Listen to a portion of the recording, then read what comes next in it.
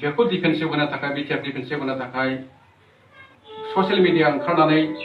जायफोर जोंनि आगुनि जायफोर रोंगौसाफोर एबा गेदेमाफ्रा जि बानबुंथि होदोंमोन बिटिआरनि सायाव बेबायदि जुदि होयोब्ला बेफोरदि जुदि सोंखारियोब्ला जोंनि गासैबो रायजो राजाया बिटिआरनि सायाव बानबुंथि होनायनि मोन्थाय दंना गैया जोबोद साननो गोनां दुखु मोनथाव। थेवब्लाबो बेनि गेजेरावनो आंबो मालाबा ससियेल मिडियायाव आंनि बिबुंथिफोरखौ आं होनानै फंसे फंनै सोदोबखौ आंबो सोदेरनाय जायो। नाथाय बे जेब्लानाखि सोदेरनाय लोगो लोगो आंनि सायावबो बायदि रोखोमनि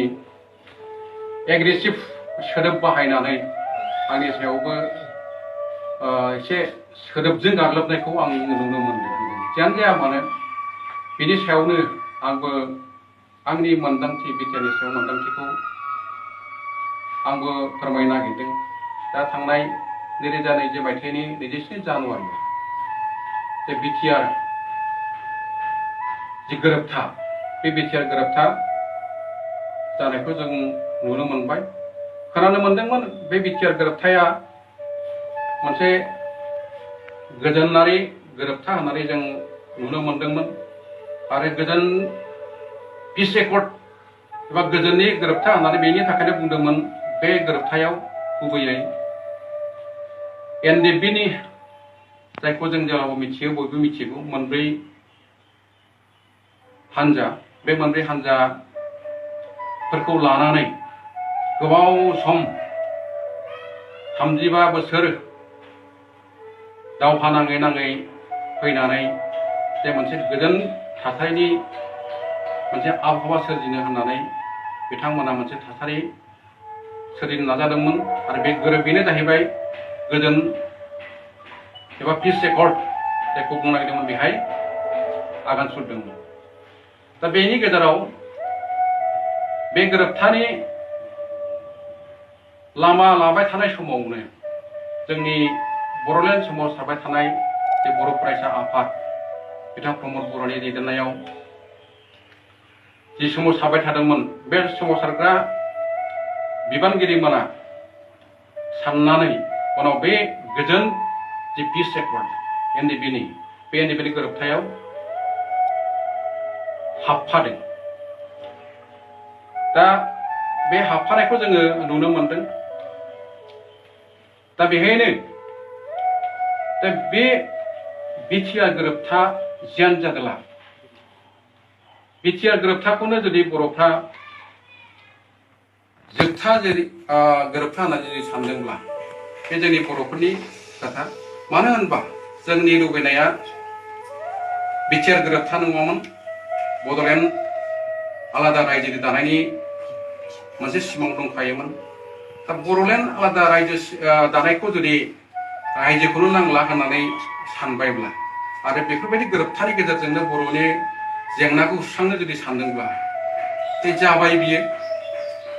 बिदिनो जालांनो हागोन। नाथाय बे गोरोबथाखौ खालामदोंब्लाबो नाथाय जोंनि बर'फोरनि जि आलादा रायजो नङाबालासिनो जिखिनि मोनसे एग्रिमेन्ट जागोन बा गोरोबथा जागोन बेहाय जोंनि राजखान्थियारि एबा पलिटिकेल जि सिकिउरिटि एबा सेफगार्ड कन्स्टिटिउसनेल सेफगार्ड जायखौ बुंनाय जाहैदों बे जिनिसखौ दंना गैया बेखौ नोजोर होनो नांगौ। दा गोरोबथायाव जिहेतु जोंनि बे गोरोबथाया ओरैनो सरासनस्रा गुबुन आफादफोरनि गोरोबथानि बाथ्रा नङा, मोनसे हारिखौ लानानै मोनसे सोमावसारबोनाय थांना थानायनि थाखाय सोमावसारबोनाय हारिनि मास्टार रेस दानायनि सिमां लाबोनाय सोमावसारबोनाय बे सोमावसारबोनायाव जेब्लाबो जोबोद मिजिं बरहा आयदा दंखायो। दा बेखायनो बे गोरोबथाखौ खालामदों जेला बेखायनो जों जेब्लाबो साननांगोन जोंनि बे गोरोबथाया मोनसे राजखान्थियारि पारफेक्ट जों गोरोबथा खालामनो हागोन ना हाया। दा बेखौ जों जेब्लाबो नोजोर होनांगौ पलिटिकल सेफगार्ड नङाबा जोङो इकनमिक सेफगार्डजों जोङो जेबो जोंनि हारिखौ रैखाथि होनो हानाय नङा दा पलिटिकल सेफगार्ड जुदि जोङो कन्स्टिटिउसनेल सेफगार्ड जुदि मोनाब्ला जोङो जोंनि हारिखौ बबे लामाजों लांगोन माबोरै रैखाथि होगोन बेफोर आयदाफ्रा साननो गोनां जानानै फैयो दा बेखायनो दा बिटिआर जि एग्रिमेन्ट गोरोबथा बे बिटिआर गोरोबथाया भारत संबिजितनि बबे आर्टिकोल एबा दफाखौ लानानै गोरोबथा खालामो बे बाथ्राखौ जोङो बे गोरोबथायाव जेबो सोदेरनाय नुवाखै बा नागिरनानै मोनाखै आर्टिकोलनि भारत संबिजितनि आर्टिकोलनि दफाफोरखौ जुदि बेहाय जुदि सोफानानै गारलाङाब्ला अब्ला जोंनि पलिटिकल जि सिकिउरिटि बा पलिटिकल सेफगार्डआ बबेजों खारगोन दा बे बाथ्राया रोखा जानानै थायो दा बेखायनो फारसेथिं ओजोंहाय बिटिसिनिख्रुइ साबसिन गोरोबथा होननानै बिटिआरखौ जोबोद फोसावनाय जों नुनो मोनदों मानसिफ्रा बुंसोलायदों बिटिसिखौ नांला बिटिसिनिख्रुइ साबसिन जोङो बिटिआर गोरोबथा खालामना लाबाय आरो बे बिटिआर गोरोबथाजोंनो जोङो हारिखौ दालांनो हासिगोन होननानै बुंबाय फारसेथिं बिटिसिखौ बे मोननै गोरोबथाखौ जुदि नायोब्ला बिटिसिआ खिन्थु कन्स्टिटिउसनेल मोनसे सेफगार्ड बेहाय जों नुनो मोनदों बेहाय भारत संबिजितनि 6 शेड्यूल बे 6 शेड्यूलखौ एमेन्डमेन्ट खालामनायनि गेजेरजों बिटिसिखौ महर होनाय जादों दानाय जादों दा 6 शेड्यूलनि प्रोविजन मथे कन्स्टिटिउसन प्रोविजन मथे जोंनि बिटिसिआ जेरै 15-17 बोसोर बे सोलिबोगासिनो दङ बेखौ जों नुनो मोनदों नाथाय बिटिसिखौ नांला बिटिआरआ जासिगोन होननाय लोगो लोगो दा बे बिटिआरआव बिदिब्ला बबे पलिटिकल दफाफोरखौ कन्स्टिटिउसनेल दफाफोरखौ पलिटिकल सेफगार्डखौ लानानै गोरोबथा खालाम दा बेखौ जोङो सोंनो लुबैदों दा मिथिनो लुबैदों जे खिन्थु बेखौ नागिरनानै मोनाखै आरो दा बाथ्रायाथ' जोबोद साननो गोनां जेराव कन्स्टिटिउसनेल जुदि सेफगार्ड गैयाब्ला भारत संबिधाननि आर्टिकोल दफाफ्राव जुदि जोंनि हारिनि थांना थानायनि बाथ्राया जुदि मख'नाय गैयाब्ला आरो बे बिटिआरनि माखासे बाथ्राफोरखौ संबिजिराव जुदि सोफानाय गैयाब्ला जोंनि बे बिटिआरखौ जुदि मावफुंनो थाङोब्ला जों मोनसे समाव आन्दायहैनो हागौ दा जोङो नुनो मोनो बे पलिटिकल सेफगार्ड गैयिनि थाखाय कन्स्टिटिउसनेल प्रोविजन ना बिसोरखौ सिकिउरिटि होनो थाखाय त्रिपुराया मोनसे बिराद गिदिर एग्जाम्पल त्रिपुराया जोंनि बर'फोरनि त्रिपुरिखौ बर'फोरनि मोनसे रायजोमोन नाथाय कन्स्टिटिउसनेल सेफगार्ड जेबो बिसोरनि थाखाय लाखिनो हायिनि थाखाय जेरै कन्स्टिटिउसन जेबो बिसोरनि थाखाय जेबो रैखाथि होनो हायिनि थाखाय जोंनि बे त्रिपुरानि बर'फ्रा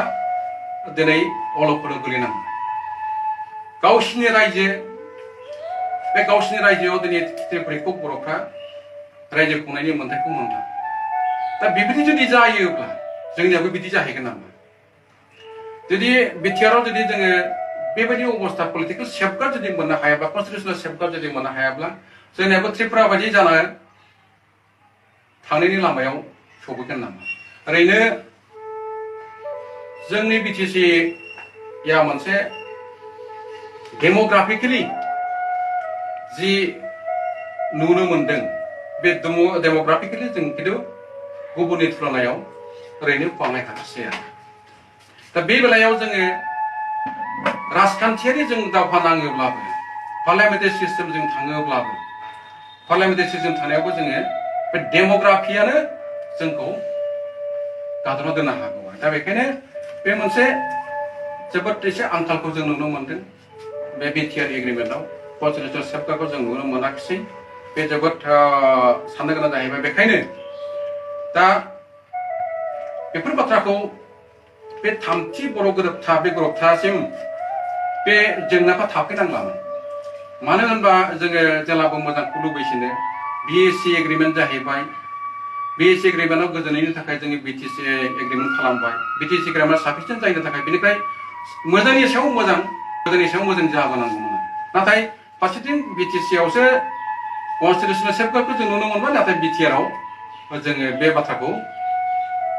नुनो मोनासै दा BTR खौ जुदि खालामनांगौब्ला दा BTC खौ जोङो स्क्रिप्ट खालामनांगौ दा BTC आथ' मोनसे कन्स्टिटिउसनेल दफायाव थाबाय 63 आव थाबाय दा बेखायनो BTR खौ जुदि इमप्लिमेन्ट खालामखांनाय लोगो लोगो पार्लियामेन्टआव BTC खौ स्क्रिप्ट खालामनांगोन पार्लियामेन्टआव मसन लाबोनांगोन पार्लियामेन्टआव मसन लाबोनानै BTC खौ स्क्रिप्ट खालामनांगोन दा बेखौ जोबनाय लोगो लोगो दाना BTR नि बाथ्रा फैसै दा BTR आ बबे संबिधाननि क्लजजों संबिधाननि बबे दफाफोरजों आगान सुरगोन बेफोर बाथ्राफ्रा रोखा जानांगौमोन बेफोरखौ माने खालामनो हायासै बे जोबोद साननो गोनां बाथ्रा दा बेफोरबायदि बाथ्राखौ जोङो जोंनि बे BTR जि गोरोबथा बे BTR गोरोबथाफ्राव जोङो डिमेरिट्सखौ नुनो मोनदों दा बेखायनो दा जोङो बिनि अनगायैबो जोङो नुनो मोनबावदों जे बे दफायाव गोरोबथायाव BTR गोरोबथायाव जों मोनसे जिनिसखौ आरो जोबोद गिथावथाव नुहुरबावदों जे बे इनक्लुजन आरो एक्सक्लुजन होननाय सोदोब बेहाय बाहायनाय जायो इनक्लुजनआ जाहैबाय BTR आव हाबफैनो हागोन आरो एक्सक्लुजनआ जाबाय BTR निफ्राय BTC आव थाखानाय जायफोर गामिफोर दंमोन बे ओंखारलांनो हागोन बे जिनिसा जोबोद जोंनि थाखाय जोबोद गिथावथाव जादों माबायदि गिथावथाव दा बेहाय मख'नाय दङ दा BTR नि जायफोर BTC नि जायफोर सीमा ओनसोल नन सिक्स शेड्युल एरियानि जायफोर सीमा ओनसोल बे सीमा ओनसोलाव थानाय जायफोर अना बर'फोर एबा गुबुन रावारि मानसिफोर थादों थांनो गोसो जायोब्ला बिसोरो थांनो हागोन होननानै बुंनाय जाहैदों दा बेखौ जुदि नायोब्ला बेथ' जोबोद साननो गोनां आरो गिथावथाव मानो होनब्ला जोंनि BTC आव जुदि नायोब्ला डेमोग्राफिखौ जायनि पपुलेसनखौ जुदि नायोब्ला जोंनि बर'फ्रा 20निफ्राय 25 जौखोन्दोल' आरो गुबुन हारिया 75 जौखोन्दोआवनो दं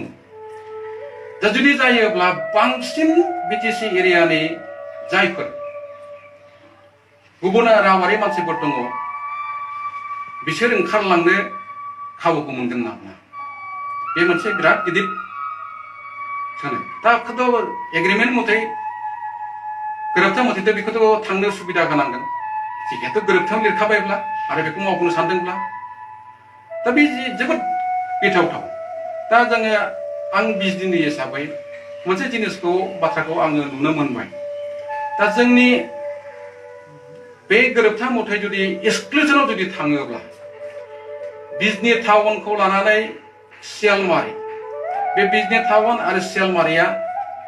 आरो जोंहा खावाटिका थाहैबाय बेफोर जाहैबाय बर्डार नन सिक्स शेड्युल एरियानि बर्डार सीमा गामि दा बिदिब्ला बे जोंनि बिजनि टाउनाबो सियालमारियाबो बे BTR निफ्राय दानख' जासिगोन नामा बेबायदि आरो गोजोन हाजारथा गामि जोङो नुनो मोनगोन आं बेखौ एग्जाम्पल हिसाबैल' बुंदों दा बे हिसाबै जोंनि बिजनि टाउना जों BTR आव जायगा मोननायनि आसाया खमसै मानो होनब्ला मोनसे बाथ्राखौ जोङो रोखायै मिथिखाथारबाय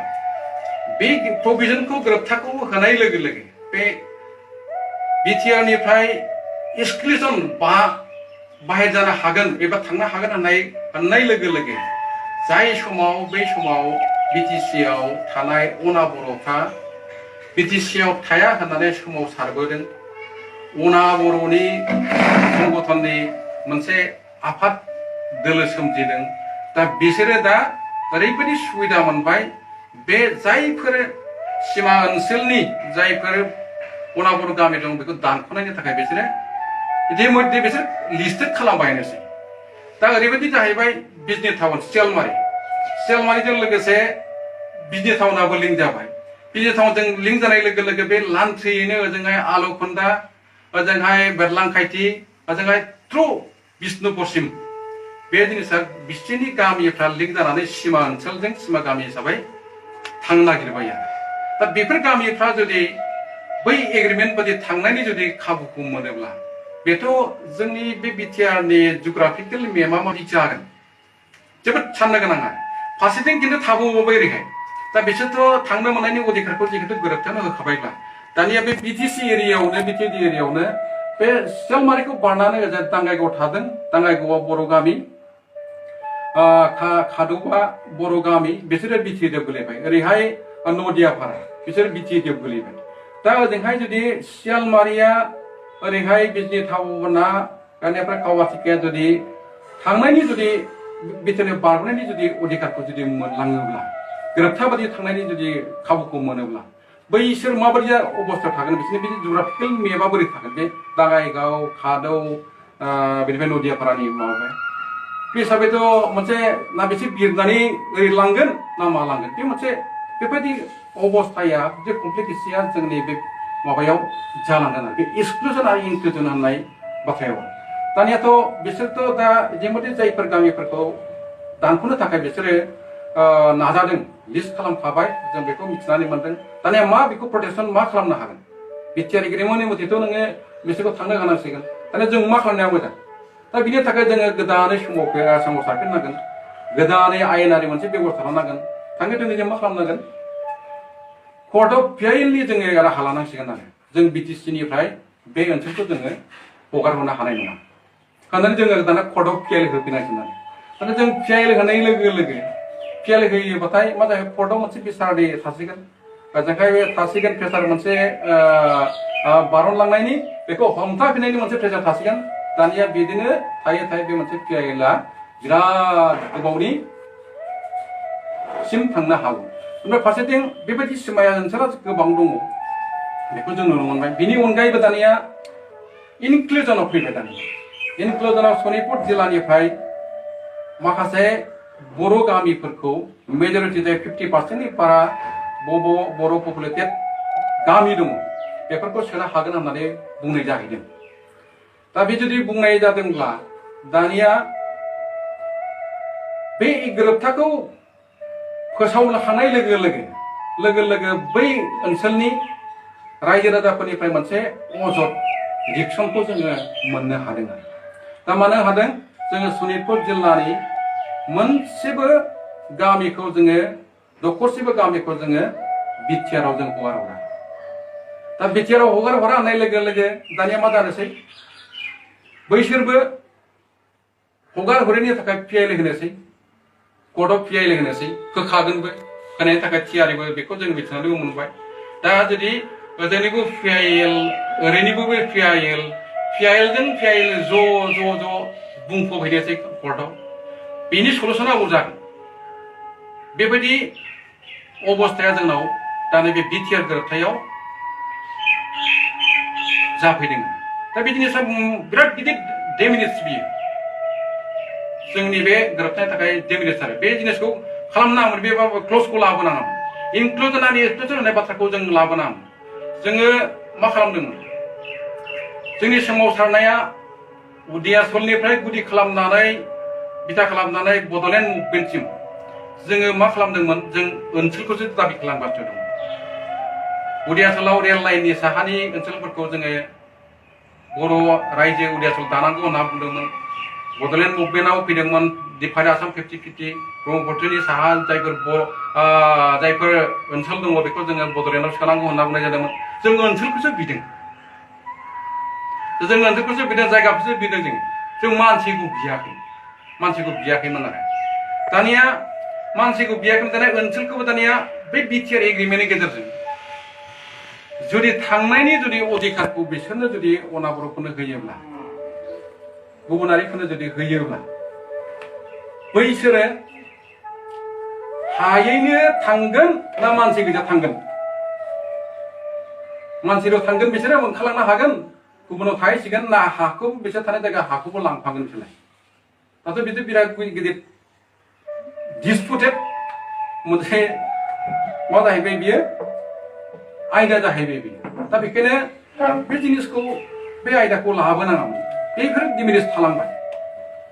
दा डिमिनिसा आसलते जोंहा बिटिसि एग्रिमेन्टआव मोनसे बाथ्राया रोखा दंमोन बिटिसि एग्रिमेन्ट जानाय लोगो लोगो गासै 3,029 गामिखौ फुरायै मेनसन खालामनाय जाखादों सोदेरखानाय जाखादों दा बेखायनो बेहाय रोखा जादों बेसेबां मा गामि हाबदों मा गामिया हाबा बे दंबावो बेनि गेजेरावबो 95 गामिफ्रा डिसपुटेड दाबो बे सलुसन जायाखै दा सलुसन जायाबासिनो 17 बोसोर थांबाय जाया बिदिनो कर्टनि गेजेराव थायोबाथाय बे जिनिसा डिसपुटेड थाबाथाय बे जिनिसा समाधाननि लामायाव फैनाया जोबोद गोब्राब जायो दा बेखायनो बे बिटिआर गामि सोनोमोन बेखौ सोफाजोबखानांगौमोन एक्सक्लुजनाव मा गामिखौ दानख'नोमोन दानख'खाथारनांगौमोन